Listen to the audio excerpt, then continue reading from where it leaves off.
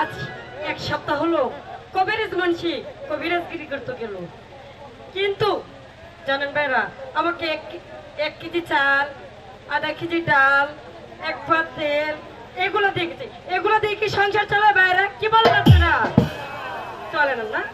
তাহলে আজ আসো, আমি তার সাথে কোন কথাই বলবো না। গিন্নি, আরে ও গিন্নি, আরে ও ফেলার মা, আরে ও ফেলুর মা, এই ফেলুর মা আমি বাড়িতে পাইতাছি না, ব্যাপারটা কি? তাইলে কি উত্তর পাড়া গেল নাকি? আপনারা বাড়িতে আমার ফেলুর মা আইছে? হ্যাঁ, আপনারা বাড়িতে আইছে না, আমার তো ইন পাড়া গেছে। আপনার বাচ্চা আমার ফেলুর মা আইছে, আইছে না?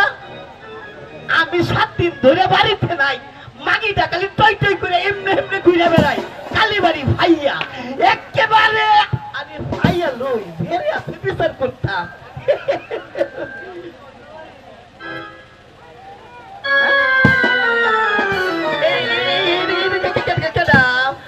ফেলুর মা নাকি?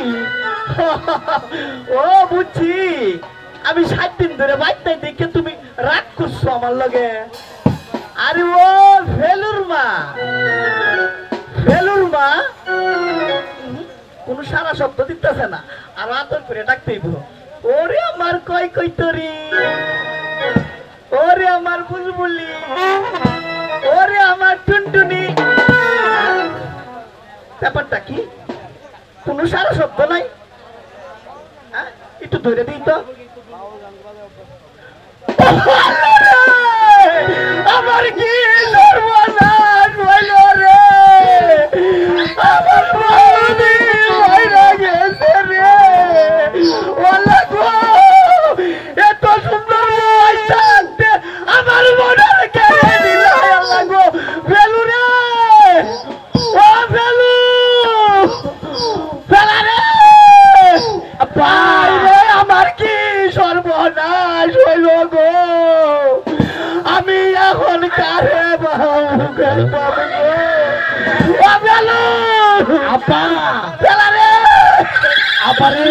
তাড়াতাড়ি আয়স রে বাবা, আমার কি সর্বনাশ হয়েছে রে। বাবা বেলু রে, আব্বা আমার কই তুই? আপারে আরে তাড়াতাড়ি আয়স রে, আমার কি সর্বনাশ হইছে রে। আমি কেড়ে গেছিলাম কবিরাজি করতে রে, আমার কি সর্বনাশ।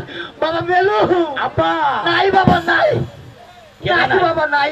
কেডা নাই? তোর বাল দুইটার মাঝে বাচ্চা নাই রে, তাড়াতাড়ি হস্তায় নদীর বাবা নাই, নাই কি নাই? হালার দুইটার মাঝে আর বাচ্চা নাই। দেখ তো আল্লাহ রে, আমার কি বলবো গো, আল্লাহ গো, কি করবো, নাশ বলবো আমার। বেলু বাবা, মায়া দি কার হয়ে মরছে? কার হইয়া ময়রা লাইছে তো দেখে গাই দিগা পারে দেয় কাহিয়া মরার বাবা। এই হালা গ্রামা মাসে হুইয়া মরে না, তোমার কার হয়ে মরছে? বান্দি তো হুইয়া মরে। আইরে তো দেখাই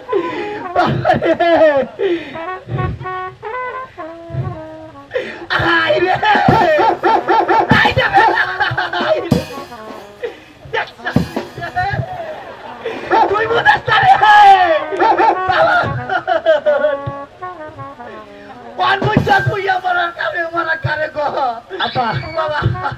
এই আমার বউ আয় রে, এই নদীর ভূত কি করবো? মায়া মরছে, তুই এটি বইছস। আমি মা পাই আপনি কই পাইবে?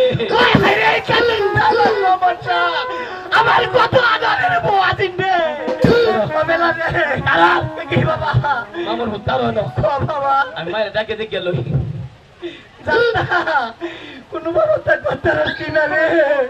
কারো মানে না আমার কারো তুই তো মানে না রে বাবা, 7 দিন ধরে বাইক নাই আমি কারো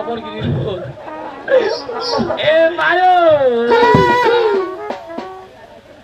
এ মায়ো আপা বাবা মনে হয় একটা মিটিং করি মায়া কি হয়ে মরছে রে বাবা আমি আমার মা মরছে তুই এটি বসত রে আপা বাবা ফোন কি বাবা একটা মিটিং এই হালাল কে হালা তো তোর না বাবা দেখো তো কান্দি আই আই রে হালাল কে হালা কি কইবো বাবা তুই পৃথিবীর মধ্যে তুই এটি বসত রে একটা মিটিং করি যে বড়রা ডক্টর হবে রে মে ভিডিআই রে বাবা কও আপা আমি যখন মায়া কইয়াম তুই কইবে ফেলার মা তোর এই মামুর ভূত মায়ের লগে তুইও কইবি আমার লগে তুই কিন্তু মা ডাকবি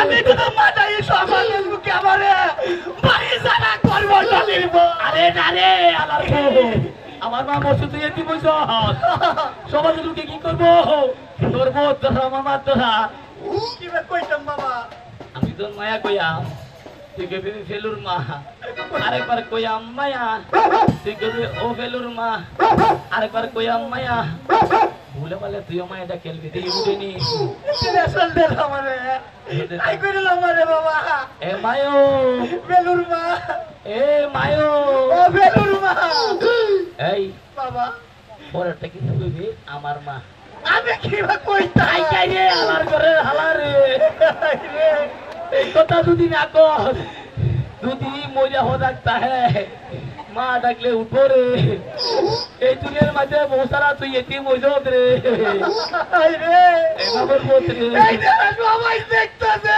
আমার কি দশা হইছে বাবা বাবা দেখি কি বউ তো কেউ দিত না আমি এই চিন্তা তো আমার ভালো লাগতেছে না এলাকে আমি 7 দিন ধরে বাইক চাইতে জানো তো নিবো এই আল্লাহর গ্রামারে কিবা বুঝাই আমি মেরে দেরে সালাত ইসলাম এইভাবে ডাকবো বুঝছো আল্লাহকে ডাকি আচ্ছা মামুর বোস এ মায়ো বেলুর মা এ মায়া ও বেলুর মা মায়া গো ও আমার মা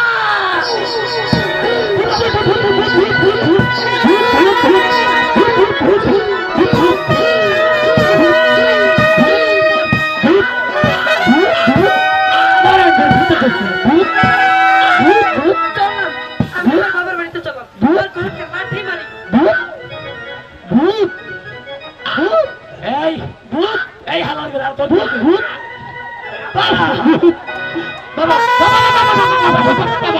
উঠ বাবা বুঝতে গা দেখো হালার গ্রাম তোর ভূতে কি জাদু জানে দেখো বাড়িতে বাও আমরা বাপুদের বুদ্ধি কামে লাগবে বাড়ি আছো কবিরাজ হ্যাঁ বাড়ি আছি সেটা বলতে ভাষায় কি জন্য আইছে বাচ্চার কন্যা মালা দেবী অসুস্থ হয়ে পড়েছে তাই তোমার চিকিৎসা করতে হবে চিকিৎসা করতে হলে যে তিনটি পলে জোগাড় করতে হবে বলে বলো তুমি কি বলবে 1 নম্বর 9 মন এই কৈতারের গু 2 নম্বর 1 ছটা কালা গরুর লেজা আচ্ছা 3 নম্বর 6 মন 950 টাকা এই তার সাথে 22 মন কাঁচা লঙ্কা একই সাথে এই পাতাই বাটিয়া আচ্ছা নেছা প্রবেন দিলে সমান হয়ে যাবে বলে ঠিক আছে কবিরাজ আমি তোমার সব ব্যবস্থাই করব তবে তুমি আমার সঙ্গে চলো তাই যাচ্ছে আর শোনো তোমাকে আমি একটি কথা বলি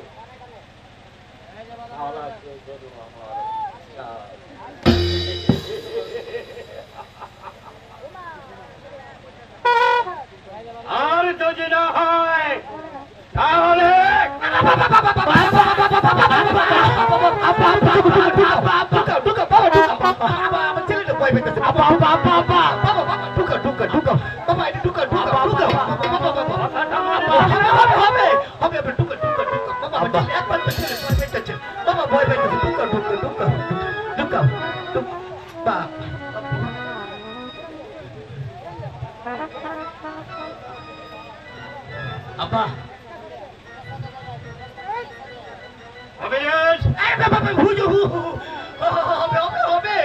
আমি যা বলছি তাই যেন হয়। এই রাজ্যের সবাই তোমাকে ক্ষমা করলেও এই সামুদ্রে গোলাম খা তোমাকে ক্ষমা করবে না।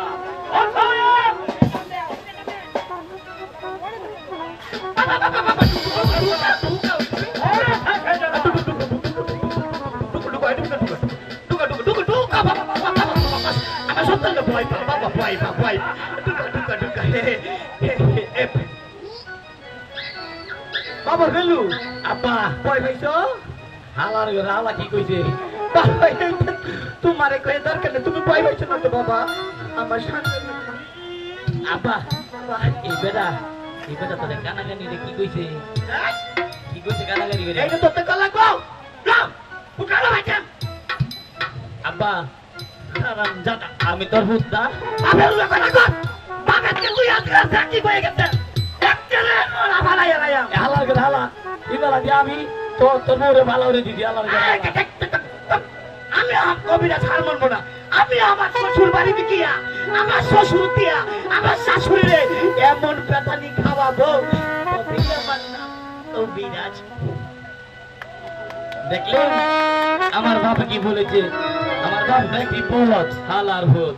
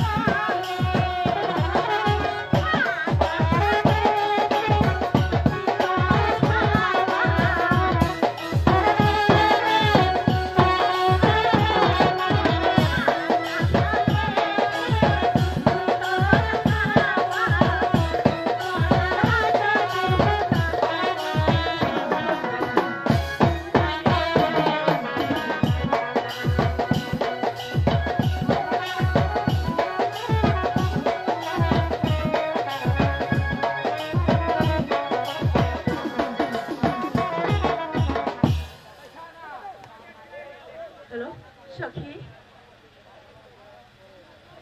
অনেকটা ফুল তুললাম, আমার মালাও গাঁথলাম, এবার চল সখী আমরা প্রসাদে ফিরে যাই। তাই চলো সখী, তাই চলো সখী রে।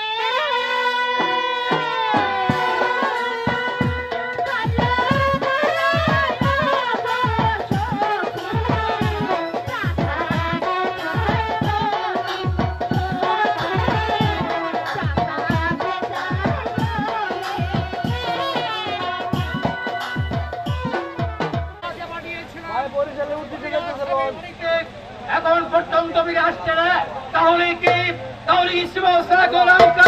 কবি আমাকে বাড়িতে যায়নি।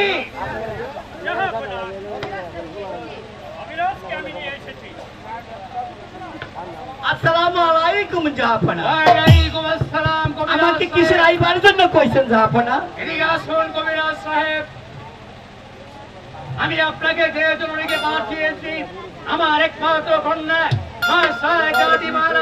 দিন রাত ওই বাগান কামড়ে বসে কি জন্য চিন্তা ভাবনা করে নেওয়া নেই খাওয়া নেই।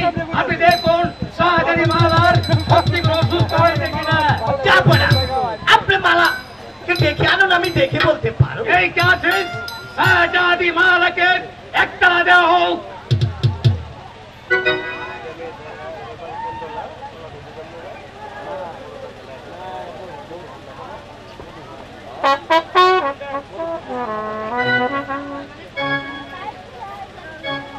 আব্বা হুজুর, আব্বা হুজুর, আপনি আমায় ডেকেছেন? আব্বা হুজুর, শাহজাদি মালা, তুমি কিছুদিন ধরে আমার কাছে মনে হচ্ছে তুমি অসুস্থ।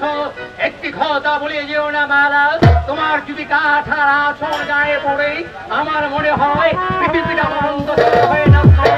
কবিরাজ সাহেব, আমি অপেক্ষা করছি, আপনি ভালো করে দেখেন আমার মা অসুস্থ কিনা। যদি অসুস্থ হয় তাহলে যা কিছু প্রয়োজন আমি আপনাকে তাই যাবো। ঠিক আছে জাহাপনা, আমি চাই আপনি সেনাপতিকে সাথে নিয়ে যান।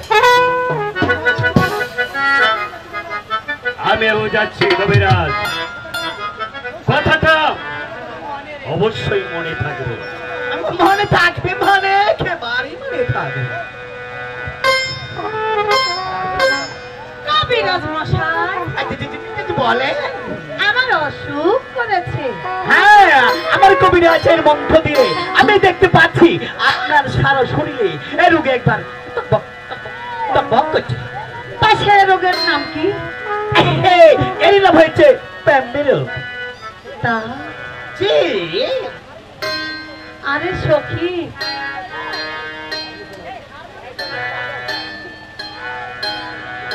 অনেক কিছুই তো বলার ছিল, আরে বাবা বলে, কিন্তু বলার আগে তো ছিদ্র করে দিল। এই শোনো না, আমার কোন রোগে ধরেছে সেটা তো তুমি জানো, কিন্তু পরবর্তী কথাটা তো তুমি জানো না। কেন জানবো না? আমি জানবো। প্রেমেরই জ্বরে মরছি তাও গো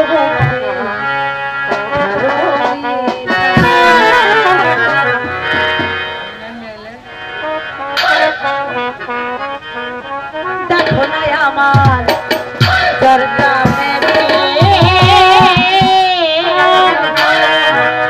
উঠে যে গেছে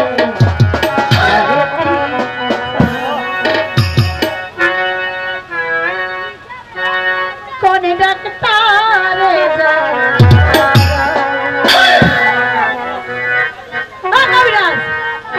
প্রেমেরই ধরে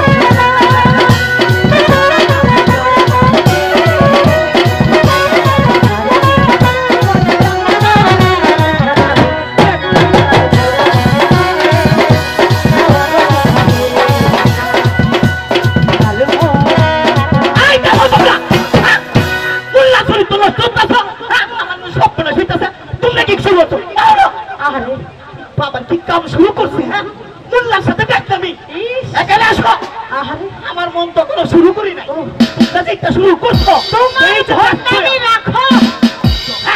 আমি হইলাম না মোল্লা মানুষ, আমি কবিরাজ, আমি কিন্তু এটা পছন্দ করি না। তোমারও কবিরাজি চলে না, চলে না। আচ্ছা এখন আপনি ঠিক আছে, এই সকিরে নিয়ে দাঁড়ান, আমি এখন রামপন্ডি দিব। তোমার ওই ঝাড় ফুঁকে কাজ হবে না। আরে আমাকে যা বলা যা বলছে আমাকে তাই করতে দেন।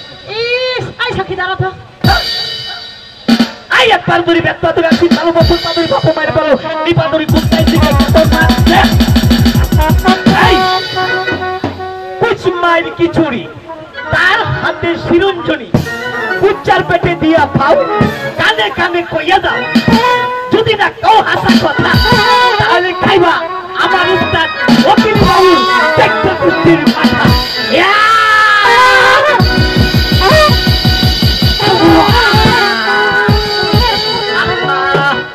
তোমার লাগে তো ফুটা থাকার গেছে না,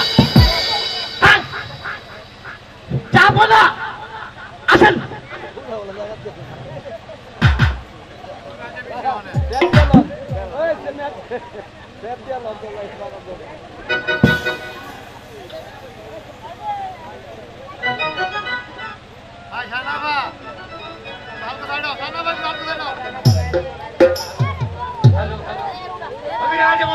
আপনার কি ডান ফুক দেওয়া হয়েছে? হ্যাঁ যাপনা, আমার যাপনা যা ছিল তা আমি পেয়েছি, এবার আমার কাছে বিদায় করি। তাহলে আপনারা সমস্যাকে 10,000 স্বর্ণমুদ্রা নিয়ে আপনি বিদায় হন। আসসালামু আলাইকুম।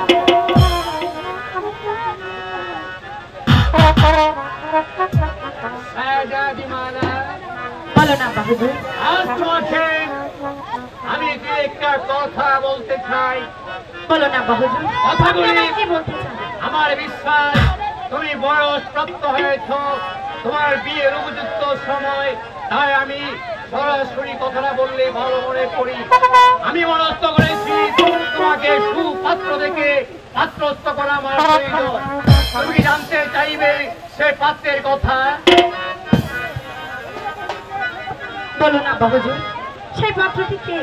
সাইদাতি মালা আলিগড় যুদ্ধ প্রারম্ভে যখন বারবার আমি পরাজয় গ্রামে মাথায় নিয়ে ঘুরে বেড়ছিলাম, তখন শিবস্তারা গোলামকে আমি কথা দিয়েছিলাম সাইদে আলিগড় প্রান্ত থেকে বিজয় মালা তিনি আনতে পারে, তাহলে মিশরের সেরা রত্ন অর্থাৎ আমার বেটি সাইদাতি মালাকে আমি তার হাতে তুলে রাখবো। কিন্তু কে সে?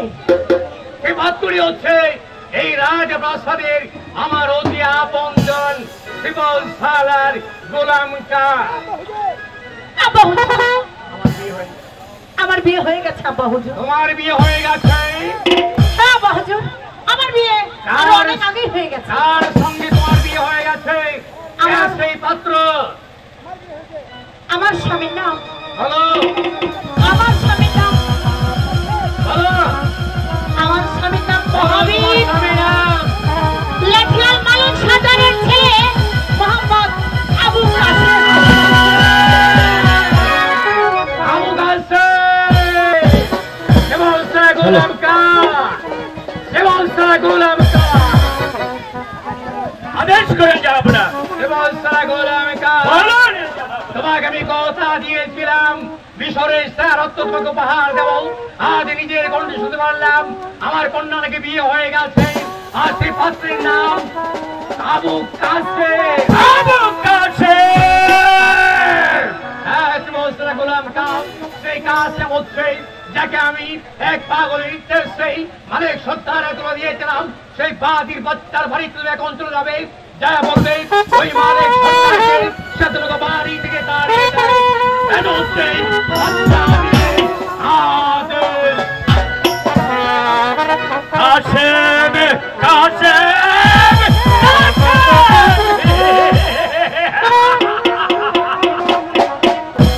আমি এখনই চলে যাব সেই মালিক সত্তারের বাড়ি। বাদির বাচ্চা কাসেমকে আমি যেখানে যে অবস্থায় পাবো তাকে হাতে পায়ে দই বেঁধে টানতে টানতে নিয়ে আসবো আমার রক্ত পাহাড়ে। তারপর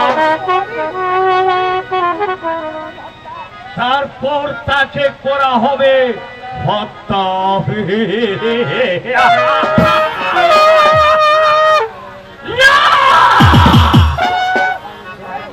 তবে আমার নাম সিফুসালা গুলাম খাঁ।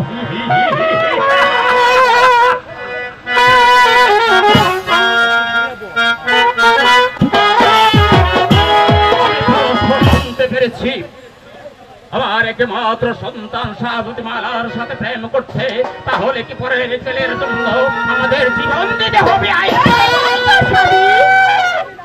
পরের ছেলে নয়, সে হচ্ছে আমার ছেলে।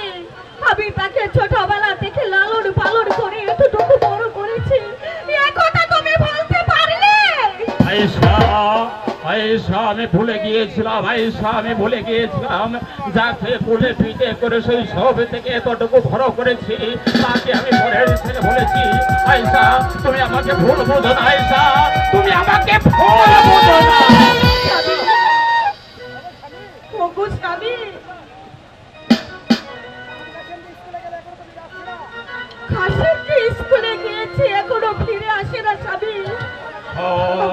আমিও তো তাই ভাবছি, হয়তো এসে পড়বে। অপেক্ষা করো আয়েশা, অপেক্ষা করো। মালিক সর্দার ভারী আছো, মালিক সর্দার। শিবল সালার গোলাম খাঁ, শিবল সালা গোলাম খাঁ, আসুন আসুন বসুন। না আমি বসতে আসিনি, শোনো মালিক সর্দার, বাদশাহ আমির তোমাকে যে ছেলেকে দান করে দিয়েছিল, বাদশার আদেশ এই মুহূর্তে তোমার ছেলেকে বাড়ি থেকে তাড়িয়ে দেবে।